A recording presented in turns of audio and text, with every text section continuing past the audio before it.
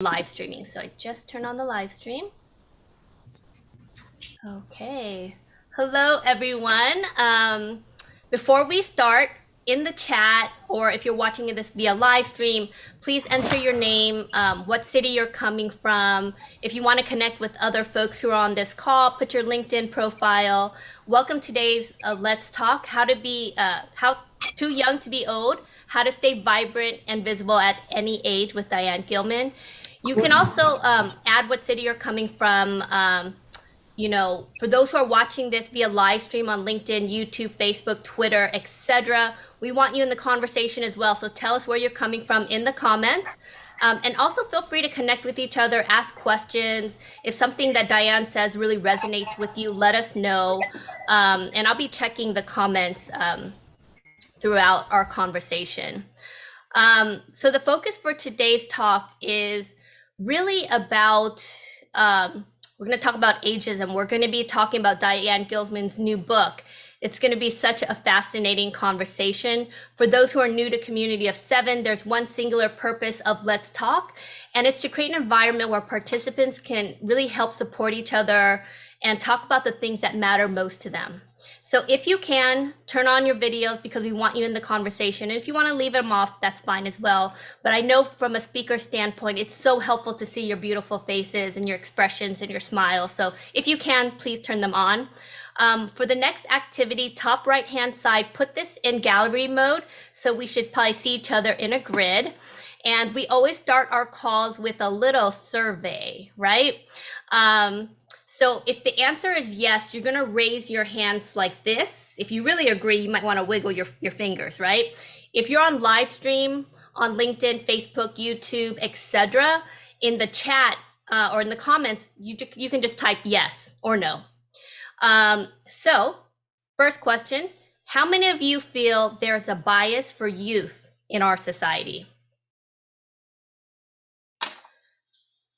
Next question, how many of you have been discriminated against in the workplace or in finding venture capital for a startup due to ageism?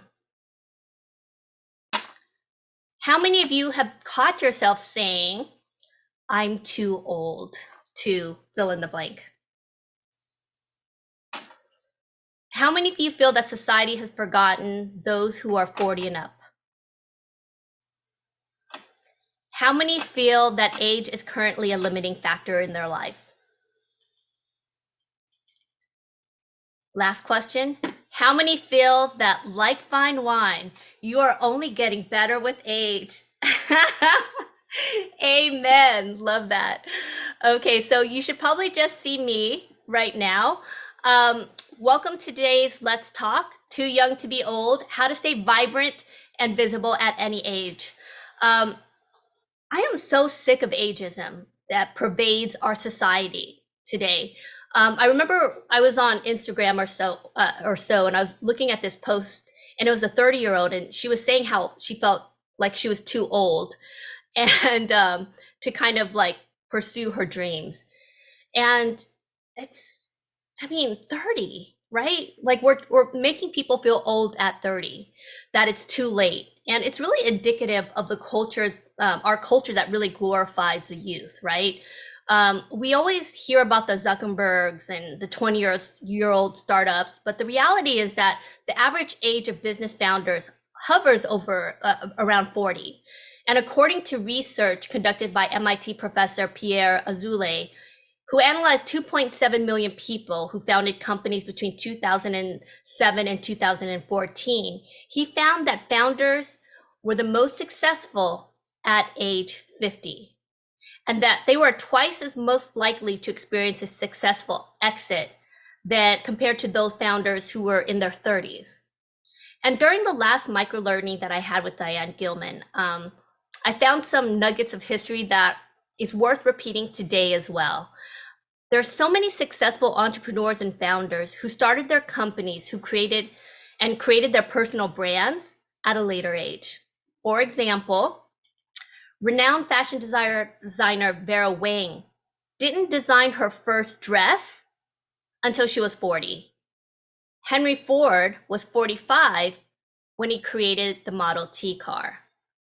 Julia Childs didn't write her first cookbook till she was close to 50. Ray Kroc, the McDonald's magnate, was a traveling salesman selling milkshake mixers to drugstores at the age of 50. When he met Dick and Mac McDonald's, who owned a small self-service burger joint, and he convinced them to franchise their business. By age 63, Ray Kroc opened 400 restaurants in 44 states. Writer Harry Bernstein authored countless rejected books before getting his first hit at age 96. And one of my favorite success stories is Colonel Sanders. Harlan Sanders held a number of jobs before 50, including farmer, fireman, insurance salesman, and streetcar conductor. At 40, he began running a Kentucky service station where he offered fried chicken to hungry patrons. By 1935, Sanders' recipe became so regionally famous that the governor honored him with an official Kentucky Colonel title. The Colonel franchised in 1952 at the age of 62, and he was in his 70s when he sold his interest in KFC for $2 million. Which leads me to the amazing Diane Gilman, who I will be introducing soon. I haven't told her this yet, but it was almost exactly a year when I had Diane as a guest for our Let's Talk for Community of Seven. I also want to thank our mutual friend, Will Sullivan, for introducing us. He reached out to me and said, you have to meet Diane. And he was absolutely right. It had been probably year one or maybe year two of the pandemic, and I was in a funk. I was wearing the same tired sweatpants and black shirt that had become my uniform. I barely combed my hair, let alone brush my teeth. It was kind of one of those like giving up on things. I felt blah. I mean, nod your head if you kind of went through that during the pandemic. But I think the part of it too was I was feeling old. My hair was graying. There's a lot of stories that I was telling myself. I'm too old. I'm a mom now. And so when I talked to Diane and interviewed her last year, she motivated me and inspired me so much. I actually ended up growing out my grays and really celebrating it. I love my hair now. I retired my sweatpants and started to dress up. There's actually a funny story. I have all this clothes in my, closet that I never wore. And now there are days where I dress up and I don't go anywhere. But I put on my makeup, I do my hair, I will wear a nice suit and jacket because I realized that I'm not dead yet, right? But I was acting like it was the end for me, right? Because it didn't matter how I looked. And I realized that, it's not too late, right? And so seeing Diane and how gorgeous and amazing she is in her 70s inspired me. So quick activity before I introduce her. 2 questions that I'm going to be asking in the chat. Okay, so type it in, but don't press send until I tell you. For those who are watching this via live stream, put it in the comments, answer in the comments, okay? So first question, how many of you feel that your age limits you, whether internally or externally? So whether you're limited by the external world or by yourself. So answer that in the chat. How many feel that age limits you? 5, 4, 3, 2, 1. Press send. Okay. So let me see. We have a few answers. Yes, a few no's, somewhat. A lot of yes, external, no limits internally, limited by the external world. That's it. I'm seeing that a lot. So next question that I have for you. Name one of the most, If age wasn't a factor, what do you dream of doing? If age was not a factor, what do you dream of doing? Put it in the chat. I'm going to count down 5, 4, 3, 2, 1, press send. Sky's the limit, guys. If age wasn't a limit. Living abroad. I love that. Age is just a number. Coaching. And she is coaching. Owning a bookstore. Becoming the first female pitcher for the Toronto Blue Jays. I love that. Having a different career. Owning a bookstore. Going to law school. Interior design. Snowboarding. Oh, I love this. Being a gymnast. Doing a backflip. Jeffrey wants to do a backflip. I think he still can do it, right? Opening a business for literacy. Oh gosh, this is so awesome. Thank you so much for sharing this, guys. And I think you guys are all going to be inspired by Diane and her story. Let me pin her right now. Give me 1 second while I find her. Okay, and so I can pin her. We have so many guests that it's hard to find. I'm gonna pin you right now. Okay, awesome. Hi, Diane. How's it going? So I am so excited to introduce our guest for today. Diane Gilman is also known as the Gene Queen. She is now taking on her new title, which is author, and I'm going to say best-selling author as well. Diane Gilman went on to be she's credited as the first designer to introduce washable silk in the US, which brought her to fashion department stores and brought millions of devoted followers. However, nothing can compare to the huge global recognition she's realized as one of the foundational fashion pioneers of tele-retail.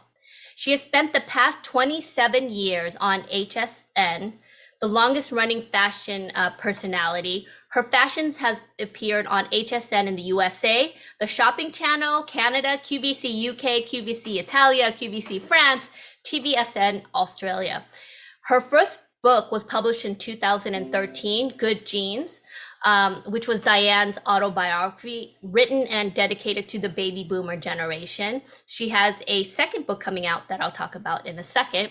She now continues to blog for HuffPost 50 and has garnered an incredible repertoire of press, including interviews by Charlie Rose on CBS, New York Times with Kathy Horn, and the list goes on. She owes all of her current success to one light bulb moment when she decided to create a very unique fit in denim based on catering to the baby boomers figure. With close-fitting, sexy yet comfortable jeans with universal appeal. Her innovative fabrications such as Super Stretch have become so wildly popular and the fastest-selling items on HSN. She's earned the title Gene Queen at HSN with celebrities like Kirstie Alley singing her praise. Welcome, Diane. Hello, Diane. Oh, you might want to unmute. Sorry.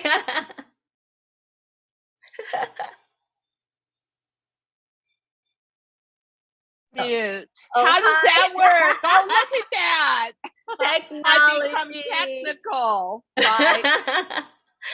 Well, so excited to have you here again, Diane, and loving the Christmas ornaments in background. Long story. I can explain that. So in 2013, you had your first book published, Good Genes, and it was an autobiography written and dedicated to the baby boomer generation. So in this book, you discuss 10 secrets for aging agelessly. And so your new book, Too Young to Be Old, How to Stay Vibrant and Visible at Any Age, is coming out soon. Please tell us more. So here's what motivated it, honestly, Lon. I always like to piggyback on what I've learned. So one thing that I never, ever thought of was being on television, which I've now been on for 30 years. And I hope that I learned my communication skills well, which translated into writing. And this was a journey I will never forget. Christmas Eve of 2017, I went to get a sonogram, and the woman sort of ran out of the room afterwards and said, just wait here. About an hour later, another woman rushed in and said, Bet you're wondering why I waited so long to come see you. And I thought, okay, why? She said, because it's hopeless. You've got cancer everywhere. That was Christmas Eve.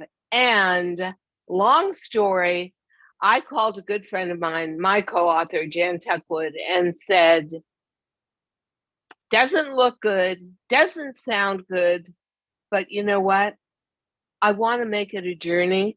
Everyone can go on with me because I'm not going to waste one tear or any self-pity. I'm going to see this as a new career, saving my life.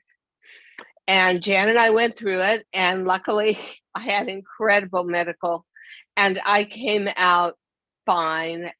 But along the way, and many of you out there may have gone through the same thing with breast cancer or the likes of, you start to realize what a miracle life is. And so I ask myself this question all the time. I'm now bordering on 78 years old, so I'm getting up there towards 80. Why aren't we respected more?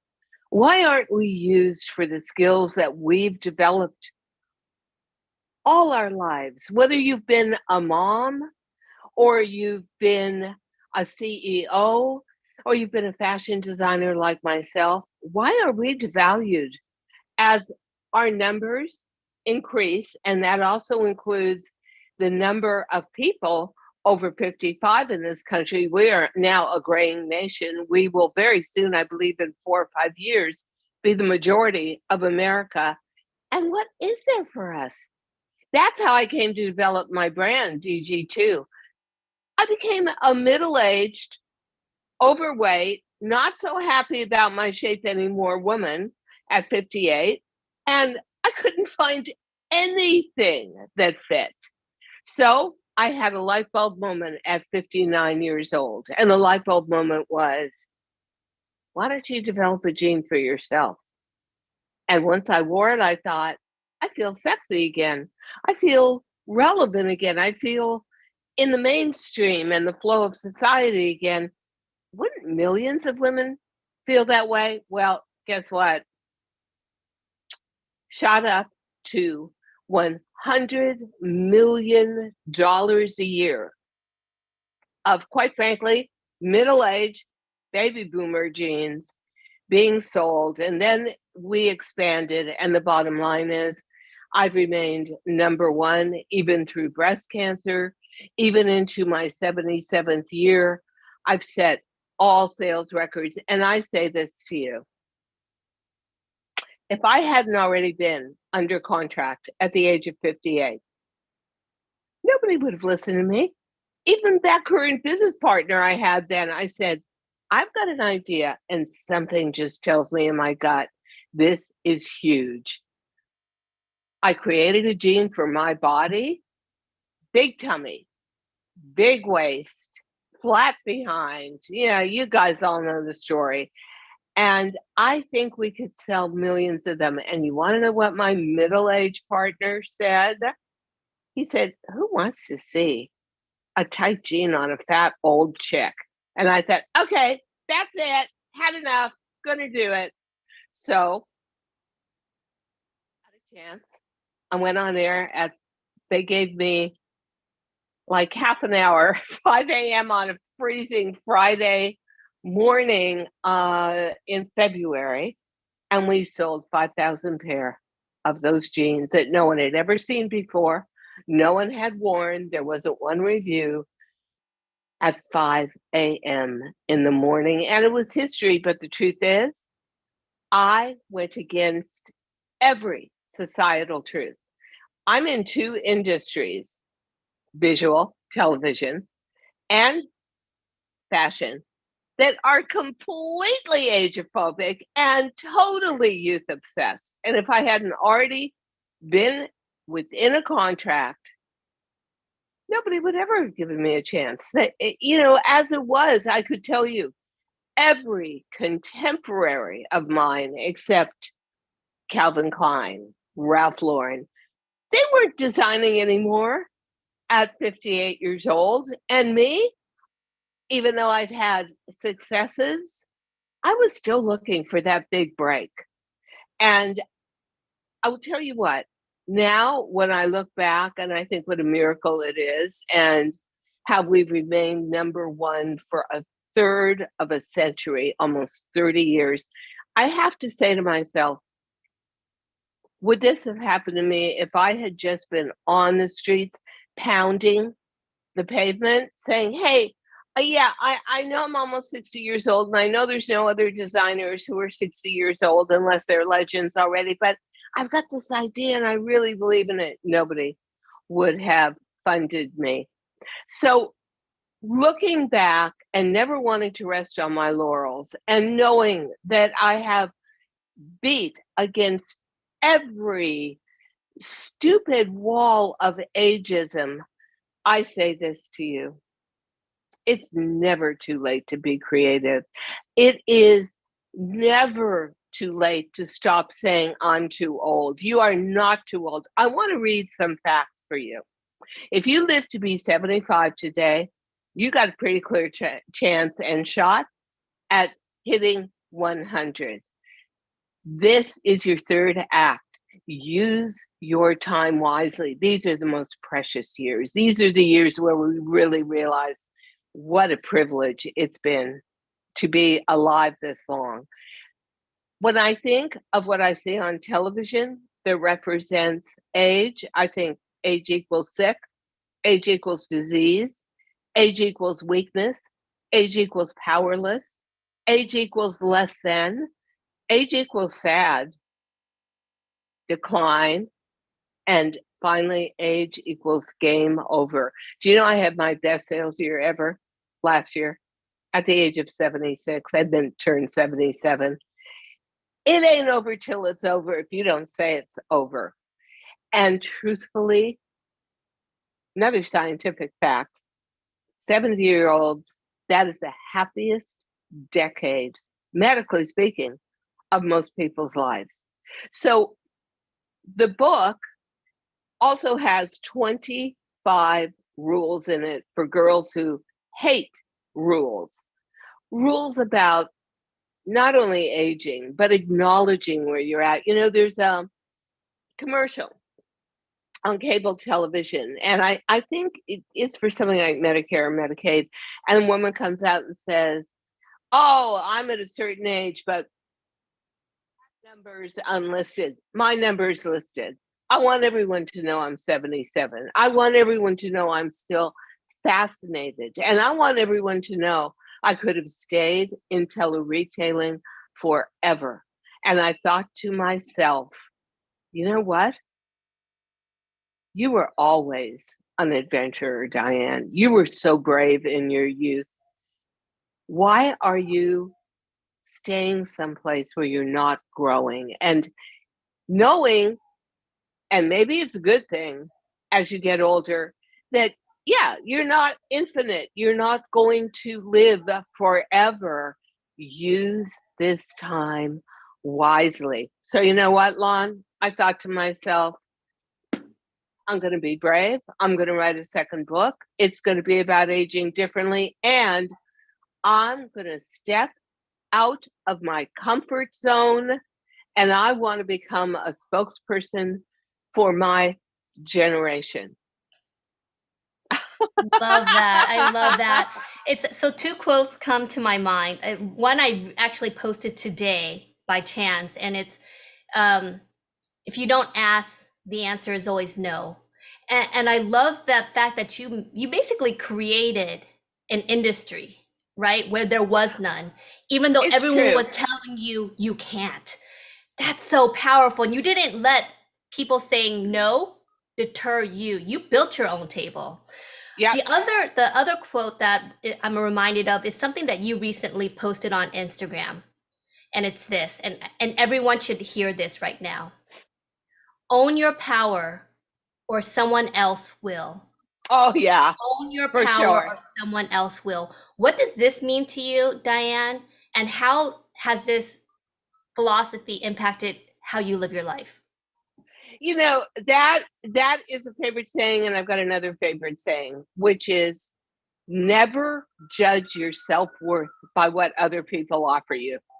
And I'll tell you a funny story. So I was going to step back actually much sooner from tele-retail a couple of years ago. And so I started listening to shows and then it's like that soprano thing. Just when you think you're getting out of it, they pull you back in.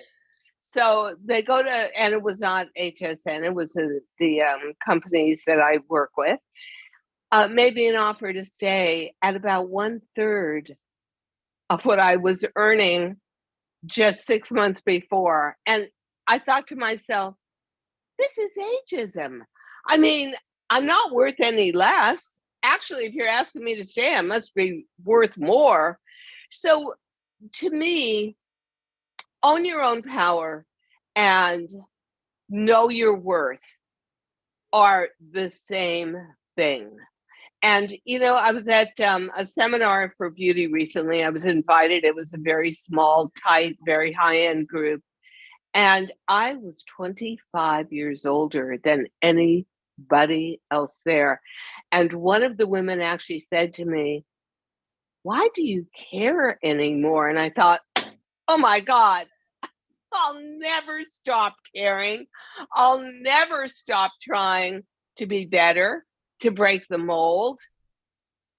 Ladies, you're no less powerful because your numbers add up to a bigger total in the years. As a matter of fact, perhaps more powerful, but you got to own your power and you've got to display that to people. So very bravely, when I was offered 1/3 of what I'd literally been offered to work from a year before, I said no.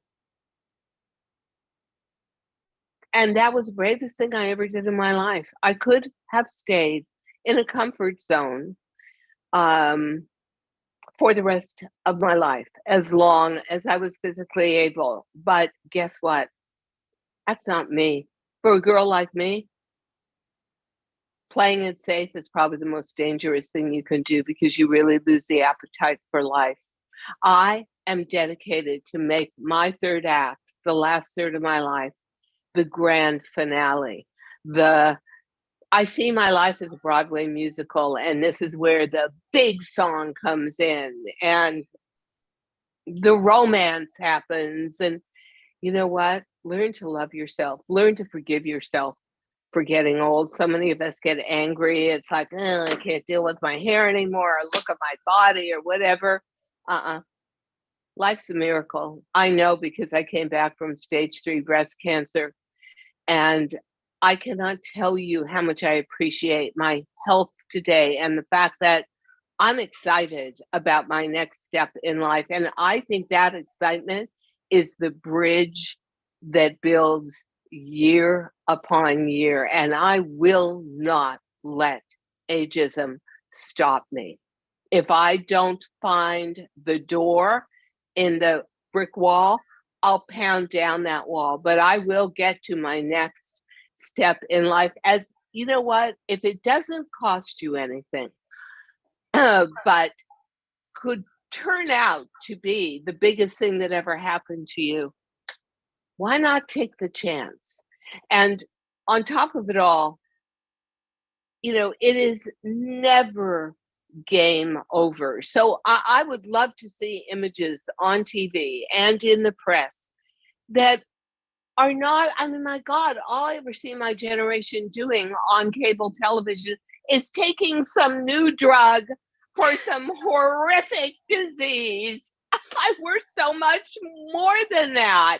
So I hope you'll come join me on Instagram and Facebook. And the book is funny. I'm pretty self-deprecating. The book is flavorful. The book has great tips and all kinds of stuff that I adopted recently, like really eating specifically for my health, whatever it is. And now I'm fascinated. I'm learning all this stuff about cooking, stir fry and getting creative. I make life a fun game. I make challenges like I'm in competition with myself and who's going to win, the better half of me or the worse half of me. So however you do it, you know what? Get on board and do it. It is priceless. Just to know your power, to own your power at this age. It's a little bit lonely. That's why I need all of you to come on board, but it is potent. Let me tell you. I love that. And for folks who are watching this right now, you can pre-order the book right now on Amazon. So go to Amazon. Once you get the book and you're able to read it, make sure you also leave a review, because that's how you tell the algorithms to, show this book, because people need to be reading this book. So if you can, do it while I'm on the phone with you. Go to Amazon or whatever your preferred bookseller is, pre-order the book. It's going to be out at the end of November, and I know it's going to be inspiring. And I have goosebumps right now. I don't know how you guys feel, but I am so inspired. It's such a paradigm shift, Diane, because, your excitement for your third act in your late 70s is so contagious. And I would say 99% of people, as they get older, it's like, it's too late. I'm there's not that excitement, and your excitement is so freaking contagious. I want to show something to the group real quick. This is something you posted on Instagram, just to let the folks on this call know what a badass you are. I'm going to read it. 76 years on this earth, 200 dresses sold to share, 33 months dancing at Studio 54, 28 years on TV at HSN, 40 weeks fighting cancer, 19 million jeans sold, one first day on Instagram. So I guess that was the day one of your Instagram, right? Yeah. The life you've lived is so amazing. Like, so dressed to share. And I mean, I didn't even give the whole background of, like, you're being kind of a fashion innovator in San Francisco, basically, hanging out with all these rock stars in your 20s and 30s. But the fact that you're even more excited, even though you've probably had one of the most amazing early, first half, that you're so excited about your third act. That's so inspiring. You got to work it, right? You can't just sit back. But the real truth is, and the real shame of it is, if you can't see it, you can't be it. And who do we see out there? Every celebrity. I mean, the oldest celebrities are like 40 years old. We're invisible. This is all wrong. We were the generation, that baby boomer generation, that really paved the way for all sorts of freedoms and innovations. There's one of my favorite quotes, Lon, is from an idol of mine, Keith Richards from the Rolling Stones. And he said, life's a funny thing. Nobody wants to grow old, but nobody wants to die young. So what do? Make your third act your best act. I love that. So question, what did you wish you knew when you were younger that you know now? I wish I knew I was never going to starve to death. I left home as a teenager without a penny. There was no other way I could do it. I could not be me unless I really broke free. And for a huge part of my life, I thought, oh my God, I'm going to starve to death. Oh my God. And I look back now and see that my own insecurities really drove a lot of negativity into my life. And interestingly enough, when I got the diagnosis for breast cancer, I had to go into the office and announce it to my staff, and everybody started crying. And I said, no. I said, you're all going out in the hallway and cry as much as you want to, but I'm not going to shed a tear. I can't waste the energy. I can't put 1 ounce of negativity into this situation. I've been given a challenge. I'm going to reach a challenge. And interestingly enough, the surgeon I had, very famous Dr. Alyssa Port, said to me, women like you do great. You're survivors. She said, you have, pardon my language, quote, busted your butt your whole life, Diane, designing. She said, you know how to play this cancer game. You just haven't played it yet. Here you are. So that taught me a lot. So I think if I had been younger and I would have said to myself all along the way, of course I'm going to survive. Of course I believe in my talent. You know, that is another really amazing thing. You're in two industries, television and fashion, that are both based on talent. But the guys with the money in their pockets, in their suit pockets, talent's too ephemeral. They don't believe in it at all. And the minute they get a hold of your name, the first thing they want to do is smash it down and control it, like holding a butterfly too tight in your hand and crushing it. So I was very, very happy to get to work hard enough and just get into a situation where I had the independence.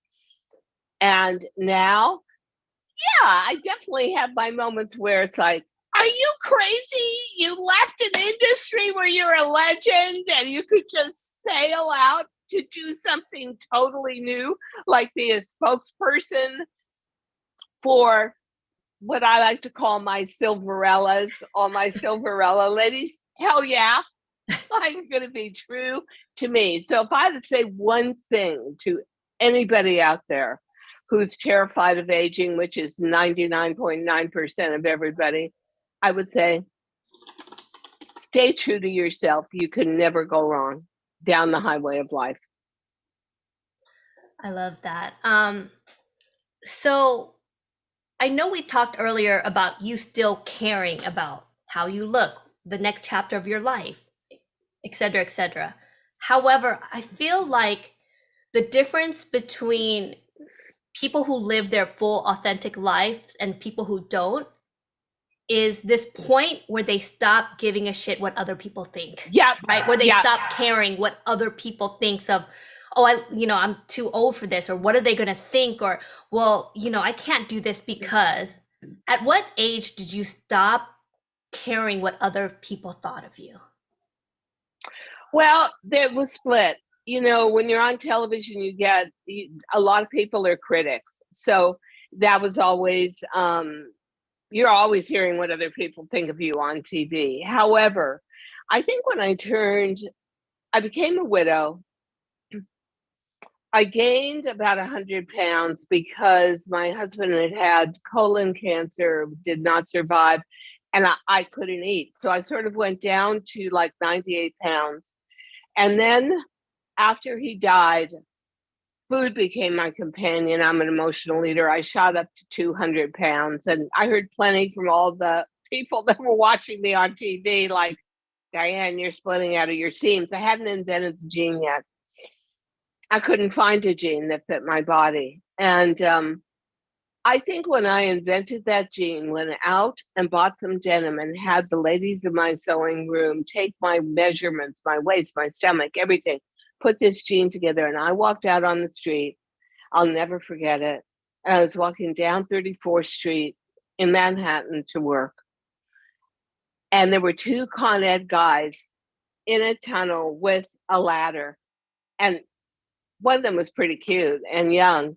And he looked up and looked at me and said, "Hey, lady, you got it going." I thought, okay, I don't care what anybody says, because I had no supporters for a baby boomer gene. It was like, what are you, crazy? 20-year-olds wear jeans. Well, in retrospect, I think we became the only brand in America that actually said, yeah, all you young girls, you've got 10 million brands. Us old girls, now we've got DG. Now we've got Diane Gilman.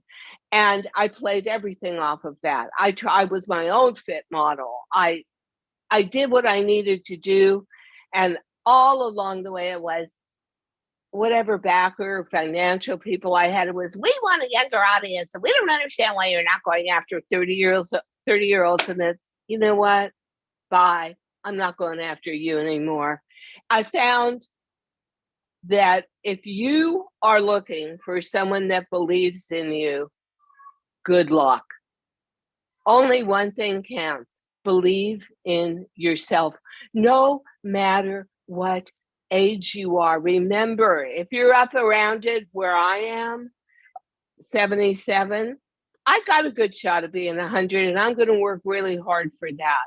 I want to stick around for a while, but more than that, I want to do something bigger. I want to do something lasting. I know how difficult it is to age as a female. I want to make it easier for every female around me and ages below me to know that it's pretty grand up here from my point of view. I love that. I'm going to read some of the comments. There's really an Okay. active in the comments, Tamira. I don't think ageism, or for that matter, sexism or any ism, is a true problem. I think it's a bastardized value system that values power, profits, and material possessions over learning, development, growth, and doing good to others. Totally agree with that. Yeah.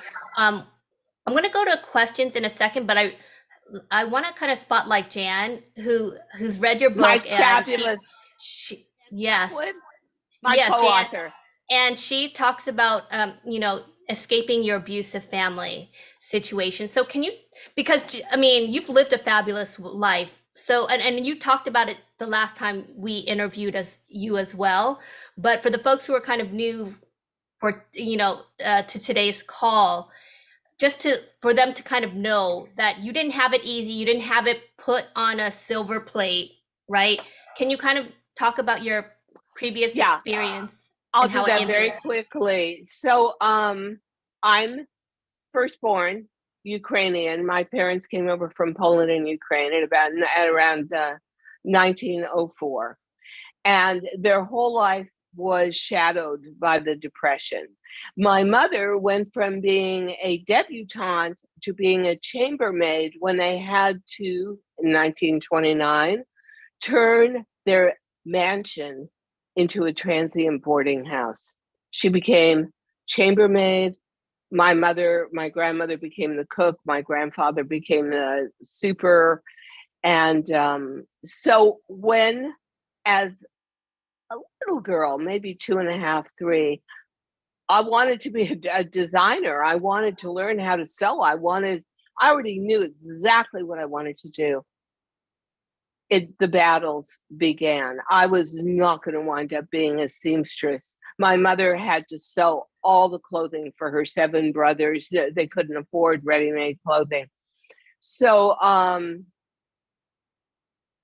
the household was also very violent. I actually used to have to wait until they went to sleep, tiptoe in the hallway, take out the Singer sewing machine. This is true story. Put it under my bed, no lights on, use one hand as the foot pedal, the other hand to guide the fabric, and I would make these intricate little dresses for my dolls, taught myself to sew. I found out when I was 50 years old, this will tell you the atmosphere in my house, that I had received a full 4-year scholarship to the Sorbonne for language and fashion. And my parents burnt the letter because they didn't want me doing it.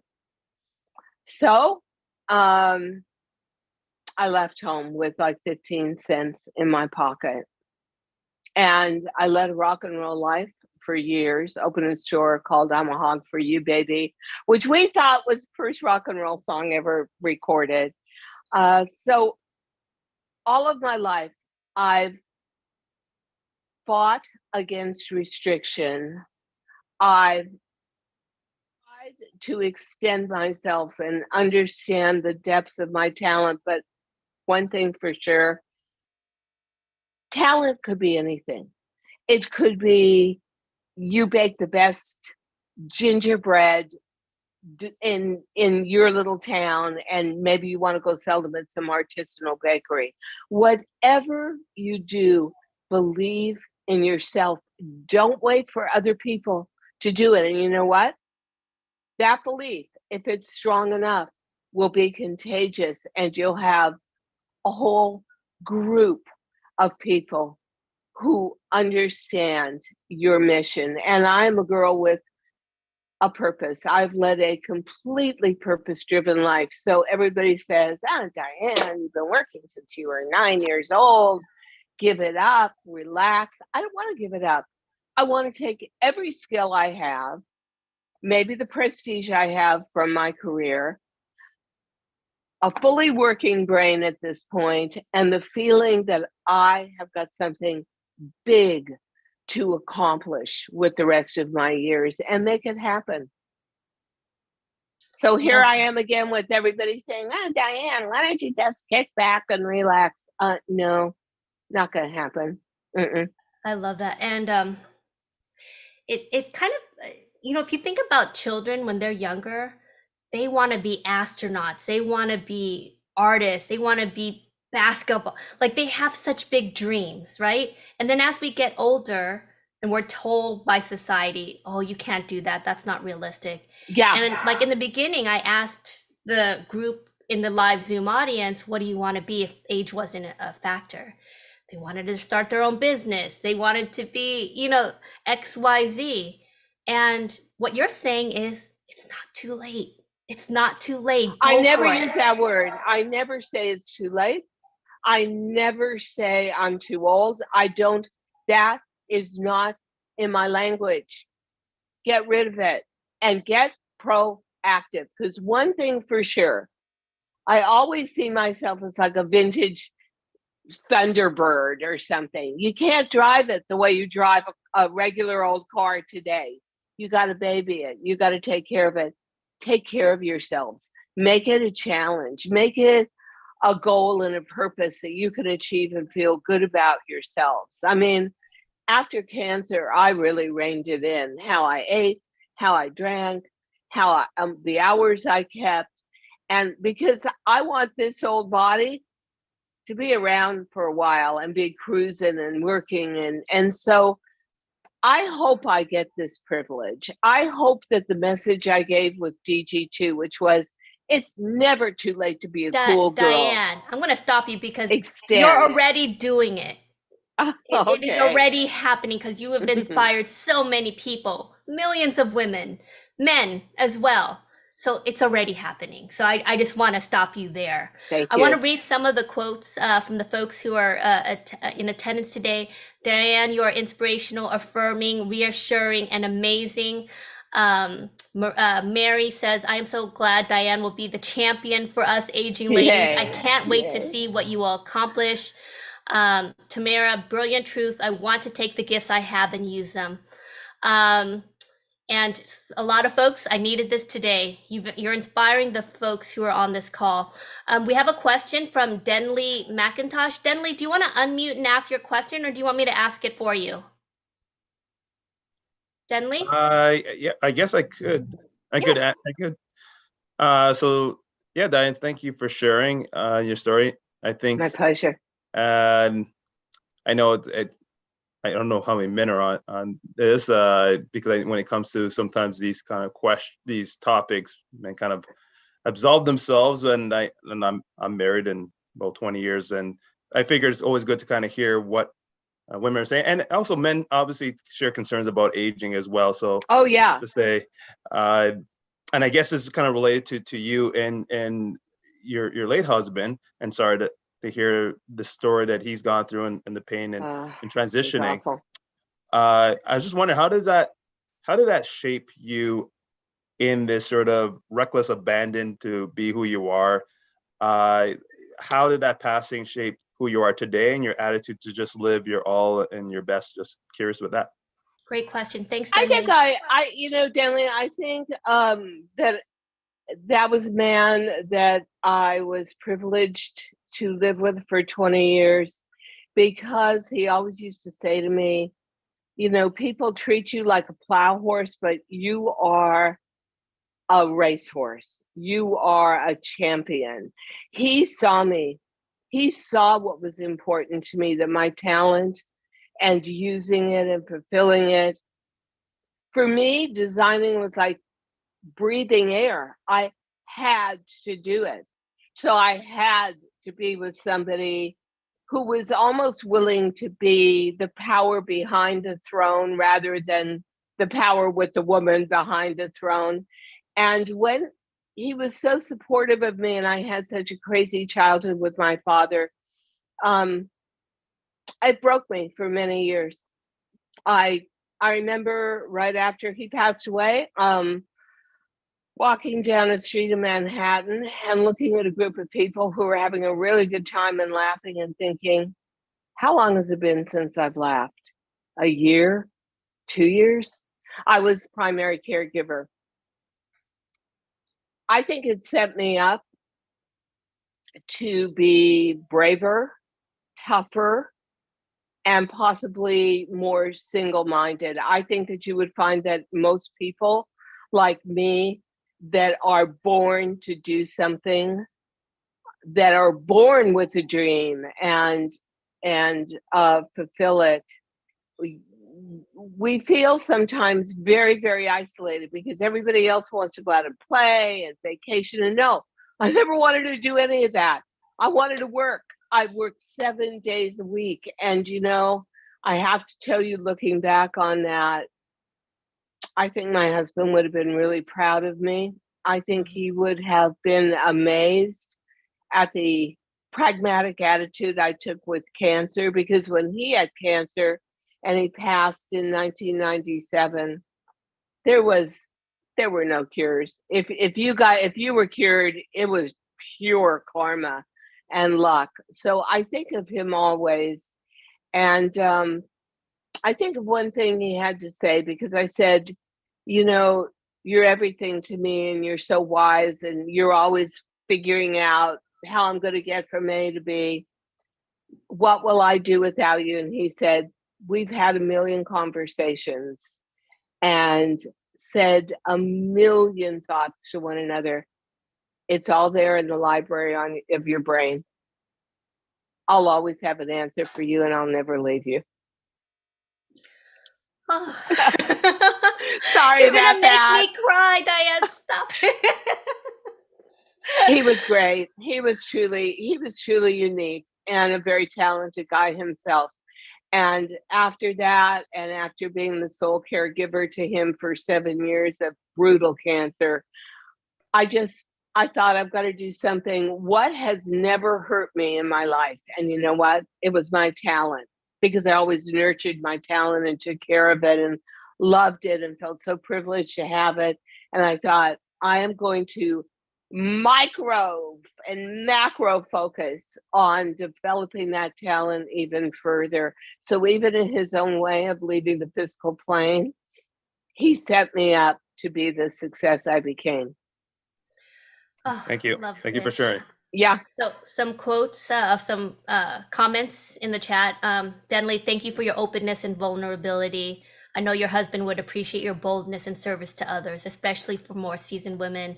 And this has been truly inspirational, gave me the true burst of renewed energy I've been seeking. Andrew, Great. inspiring. Thank you for Diane for sharing. Your passion is inspirational. I agree with Anne. This book is going to be amazing. So right now, as we speak, buy the book, pre-order it for your friends, for other, you know, women that should be reading this right now. Rosia, oh my God, you are amazing, inspirational. I'm ordering my book now. Thank you. If you guys want to watch this, we have it posted on YouTube, on LinkedIn, etc. So feel free to, go on the Community of 7 page if you want to watch this again, because I know I will be watching this on repeat because Diane inspires me so much. Carolyn just ordered her book. Yay, thank you.